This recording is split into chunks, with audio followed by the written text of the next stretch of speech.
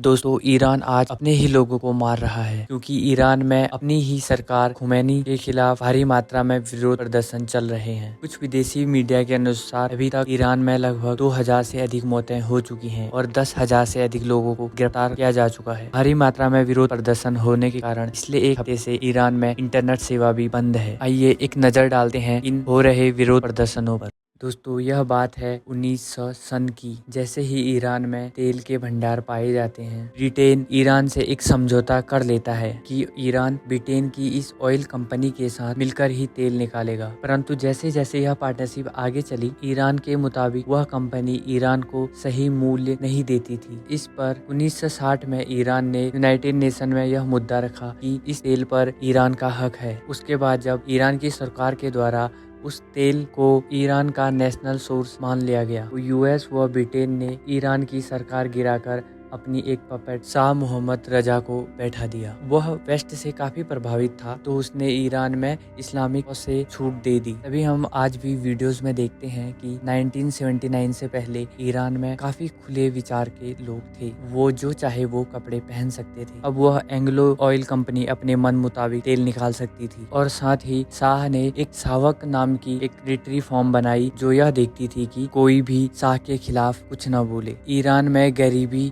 और economic crisis के चलते वहाँ के लोगों में खूब गुस्सा आया। वो देखते थे कि उनका तेल कोई और लेके जा रहा है और शाह उसमें अपना फाल ले लेते हैं। इसी समय एक नया चेहरा उभर कर आया जो था अयातुल्लाह खुमैनी। एक रिलीजियस लीडर था। वो यहाँ पे एक अपॉर्चुनिटी दिखाई दी और उसने बगावत शुरू कर दी। क्योंकि लोग भी काफी परेशान थे, तो वो रिवॉल्यूशन चाहते थे, सरकार को गिराना चाहते थे, वो एक नई सरकार बनाना चाहते थे। उन सभी लोगों ने उस समय खुमैनी का खूब साथ दिया कि वो लोग अपने देश को सुधारना चाहते थे। क्योंकि ईरान की 90% जनता मुस्लिम थी, तो खुमैनी उनको यूएस के खिलाफ करने लगे। वो कहने लगे ये शाह की आइडियोलॉजी से हमारी पहचान को खत्म कर रहा है। क्योंकि जनता भी काफी परेशान थी शाह से, तो वे भी नी के साथ हो लिए। फिर समय आता है इस्लामिक रिवॉल्यूशन का और सारे लोग सड़कों पर आ जाते हैं शाह के खिलाफ। जैसे ही रिवॉल्यूशन पूरी हुई, शाह को हटा दिया जाता है और खुमैनी उसके पद पे आ जाते हैं। अब लोगों को लगा कि अब हमारी सरकार आ चुकी है, अब ईरान के हालात बदल जाएंगे। खुमैनी सिर्फ अपनी आइडियोलॉजी को लेकर आगे चलता है और ईरान में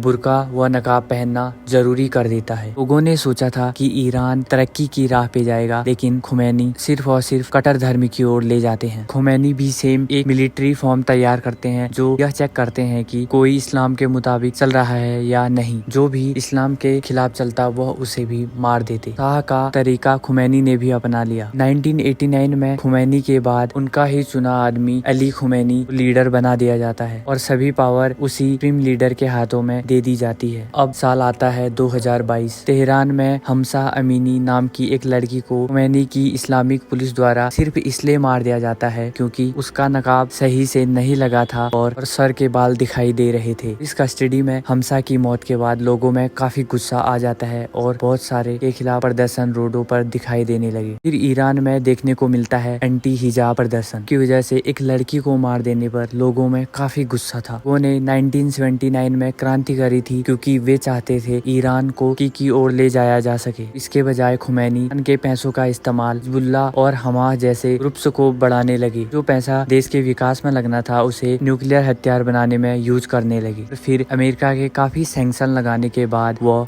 पिछले सालों में हुए इजराइल के साथ युद्ध में इकोनॉमिक क्राइसिस फिर आ गया ईरान में। फिर मुसीबतें आने लगी और फिर से तेहरान में काफी लोग इस खुमैनी सरकार के खिलाफ विरोध में आने लगे। फिर 1979 वाला प्रदर्शन पिछले एक महीने से ईरान में दिखाई दे रहा है और इस बार भी खुमैनी सरकार वो को मार रही है वेस्ट का एजेंट बताकर। फिर वही सिचुएशन ईरान में फिर आ गई है। ले कुछ दिनों में कुछ न्यूज रिपोर्टर के मुताबिक करीब 2000 से अधिक लोगों की मौत हो चुकी है और 10,000 से अधिक लोगों को गिरफ्तार किया जा चुका है और ईरान में इंटरनेट सेवाएं भी बंद की जा चुकी हैं। मीडिया मीडिया के मुताबिक एलोन मस्क ने स्टारलिंक की सर्विस के कुछ हिस्सों में देने की कोशिश की है। इसी बीच खुमैनी सरकार के द्वारा एक 26 साल के युवक के एक विरोध प्रदर्शनकारी सलमानी को गिरफ्तार किया गया और 3 दिन के भीतर ही उसे फांसी की सजा सुनाई गई। यानी किसी भी हालत में इन विरोध प्रदर्शनों को दबाना चाहते हैं। वे उनको वेस्ट का एजेंट बताकर भी विरोध प्रदर्शनकारियों को चौराहे पर फांसी देने की बात कर रहे हैं, ताकि विरोध प्रदर्शन खत्म हो जाए और खुमैनी अपना लाते रहें। तो पॉलिटिक्स में सरकार सिर्फ अपना कुर्सी बचाना चाहती है और वह इसके लिए जनता का इस्तेमाल अपने अनुसार करती है। यही सब आज ईरान में दिखाई दे रहा है। लोग खुमैनी की सरकार से गुस्से में हैं। तो देखते हैं क्या 1979 की तरह यह रिवॉल्यूशन भी काम करेगा। और जो गलती उन्होंने 1979 में की थी कि सरकार पे भरोसा करके सब कुछ उनके हाथों में छोड़ दिया, क्या वह यह दोबारा करेंगे? ईरान को लिबरल सोच वाली एक डेमोक्रेटिक सरकार बनाने की जरूरत से ईरान में फिर आजादी आएगी और ईरान भी तरक्की कर पाएगा।